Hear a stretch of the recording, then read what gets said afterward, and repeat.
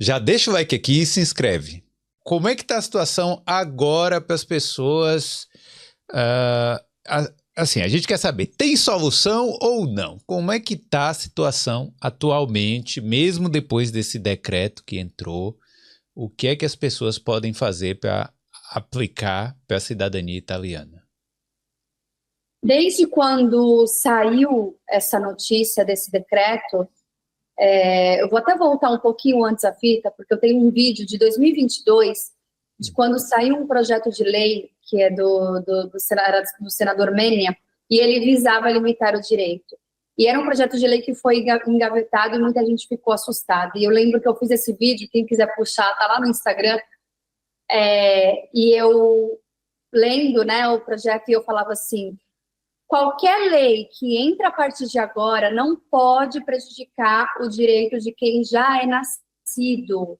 Pode passar a valer para quem nasce a partir de então. E esse efeito a gente só vai sentir depois de 3, 4 gerações.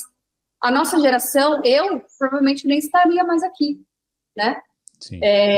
Então, não pode, é inconstitucional, não se preocupem. Porque tinha muita gente, muita assessoria que fazia muito terrorismo, né? Da coisa, faz logo. Para vender logo. Isso aqui vai acabar. E, gente, não é assim. As pessoas nem têm documento, não sabem nem quem é o italiano. E aí faz as pessoas pagarem uma coisa que não sabe o que está fazendo. Então, desde lá de trás, eu já tinha já seguia esse raciocínio. Quando saiu o decreto, eu falei, gente, esse decreto, ainda que ele siga e ele seja aprovado da forma qual está, é inconstitucional que a irretroatividade dele não pode ser definitiva. Porque quem já nasceu naquela lei, nasceu naquela lei. Já tem o direito. Já nasceu com o direito. A gente não está falando de aquisição, a gente não está falando de alguém que está pedindo uma naturalização. Olha, a partir do ano tal, essa regra mudou. Então, para aquisição é outra coisa. A gente não está falando de aquisição, a gente está falando que eu já nasci italiana. Então, se o decreto ele vale para todo mundo que nasceu italiano, então eu que já sou italiana, eu tenho que devolver meu passaporte? Porque aí a minha lei de quando eu nasci, ela não vale? Então, seguindo esse raciocínio, eu sempre falei para as pessoas, a lei ela pode passar a valer para quem nasce a partir de então. Quando a gente leu o decreto, os advogados ficaram, de certa forma, até aliviados, porque eles falaram assim, está tão mal escrito, está tão mal escrito isso, foi feito tão às pressas, para poder brecar a entrada de processos, tanto que eles nem avisaram. Eles nem deram um projeto de lei para ser analisado, eles colocaram a entrada em vigor antes deles publicarem o decreto. Eles publicaram dia 28, no final do dia, que a gente estava em live, não tinha nem a publicação ainda do decreto, já estava em vigor desde a meia-noite do dia anterior. E aí a gente ficou assim, como isso? Porque eles não queriam dar espaço para as pessoas protocolarem em massa, porque eles não estão dando conta, né?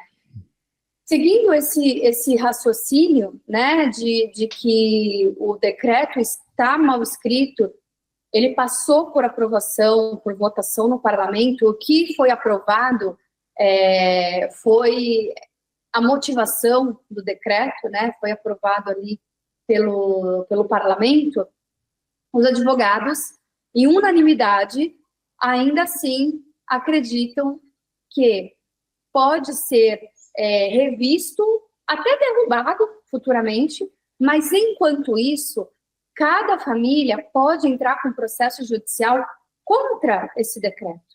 Qualquer pessoa pode processar qualquer coisa, se ela acha que ela tem o direito, se ela se sente segura em fazer isso.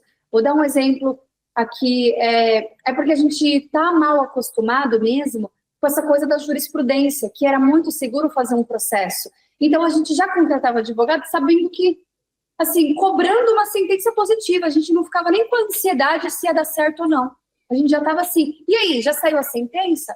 Pô, a gente está falando de um processo judicial, pode dar certo, pode dar errado, em qualquer caso. Se eu se eu achar que eu fui lesada pelo Boulder ali, uma situação, Boulder fez alguma coisa, e aí eu me senti ofendida, e aí eu vou para a justiça, pode ser que eu ganhe, pode ser que eu perca, né? O que eu faço? Eu procuro um advogado dizendo o que o Boulder fez comigo, o que eu acho que é o meu direito, e juridicamente, como que o advogado pode colocar isso em uma ação judicial? E me dizer se eu tenho chances ou não. Então, esse foi o trabalho dos advogados que trabalham com cidadania italiana nessas últimas semanas. Esperar, né, que os requerentes entendam, primeiro, o que aconteceu, que aceitem que esse direito já é deles e que procurem os advogados para representá-los. Não mais cobrando uma sentença positiva, mas cobrando uma representação jurídica contra esse decreto que é inconstitucional, que está ferindo o direito dele. Como que alguém vem em 2025 e fala que eu não sou italiana, que só porque eu não assinei o formulário, não protocolei, eu não sou italiana? O que é isso? Eu vou entrar com processo judicial contra isso. E aí o advogado vai montar um recurso e vai falar, olha, Jéssica, grandes chances de você ter uma sentença positiva. Vamos seguir. Porém, como todo processo, tem os seus riscos. E nesse processo ainda não existe uma jurisprudência como existe nos outros processos. Quando tivermos um número de sentenças positivas o suficiente para virar uma unificação, aí vai criar jurisprudência. Mesmo que esse decreto nunca seja revogado, se tiver uma jurisprudência no tribunal a favor dos descendentes, os processos vão seguir normalmente. Esse vai ser o novo normal. Processo contra o decreto que limita o meu direito que eu já tenho por nascimento. Entendi.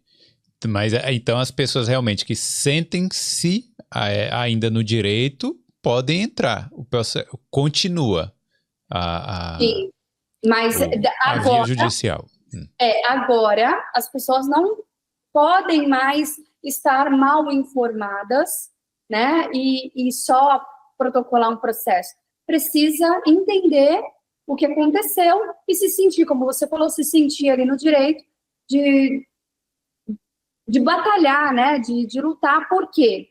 Pode ir para uma segunda instância, pode pegar um juiz que é a favor do decreto, que avaliou o decreto e falou, olha, eu acho que você, segundo o decreto, não tem direito. E aí você vai para uma segunda instância, né? Então, para você não dizer depois que, o advogado, eu não sei o quê, porque você nunca vai ter essa razão, porque você que está assinando uma procuração para o advogado te representar. O advogado, ele não tem esse poder de decidir por você se você entra com processo ou não. É você que tem que lutar. Olha, advogado, olha a prática, olha, Jéssica, eu quero lutar pelo meu direito.